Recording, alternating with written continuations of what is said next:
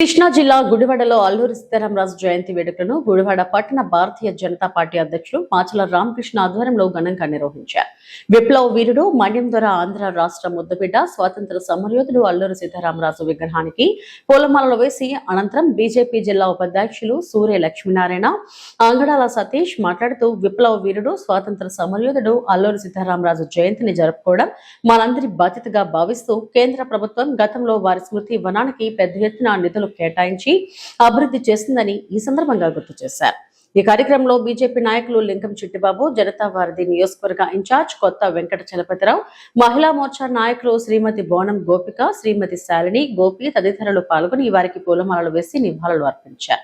ఈ రోజున గుడివాడ పట్టణ నడిబొడ్డున మన్యం వీరుడు అల్లూరి సీతారామరాజు గారి జయంతి ఉత్సవ కార్యక్రమాలు జరుగుతూ ఉన్నాయి.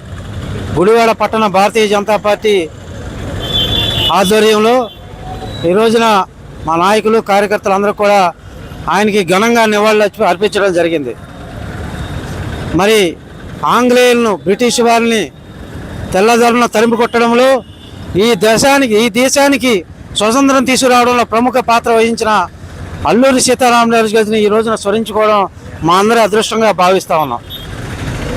1924 మే 7వ తేదీన కొయ్యూరులో ఒక నదిలో స్నానం చేస్తూ ఉండగా ఆయన్ని బలవంతంగా పట్టుకుని చెట్టు కట్టేసి కాల్చి చంపడం జరిగింది. ఆ రోజున అల్లూరి సీతారామరాజు గారు ఒక నినాదం ఇచ్చారు. ఈ ఒక్క అల్లూరి సీతారామరాజుని చంపితే 100 మంది అల్లూరి సీతారామరాజులు పుడతారు ఈ భారతావనిలో, ఈ భారత ఖండంలో అని చెప్పారు. అలాగే గతంలో తీసుకుంటే నరేంద్ర మోడీ గారి నాయకత్వంలో ఆయన విగ్రహాన్ని భీమవరంలో ఎంతో ఘనంగా ఆవిష్కరించడం జరిగింది. మరి బ్రిటిష్ వాళ్ళని గిరిజనుల కోసం ఆ రోజున ఈ స్వాతంత్రం కోసం పోరాడిన వీరుల్లో మన ఆంధ్రప్రదేశ్ నుంచి మనం ఎంతో గర్వంగా చెప్పుకోవడానికి మన ఆంధ్రప్రదేశ్ నుంచి స్వాతంత్ర సమరయోధుడు అల్లూరి సీతారామరాజు ఈ స్వాతంత్రం కోసం పోరాడిన సందర్భాలు భావి తరాలకి రాబోయే రోజులు కూడా ఇవాళ పాఠ్యాంశంలో ఉన్నాయి. ఆయన్ని ఆదర్శంగా తీసుకుని ఇవాళ భారతీయ జనతా పార్టీ కానీ మోడీ గారి నాయకత్వంలో ఆయన పేరు మీద ఎన్నో రకాలుగా కార్యక్రమాలు జరుగుతూ ఉన్నాయి.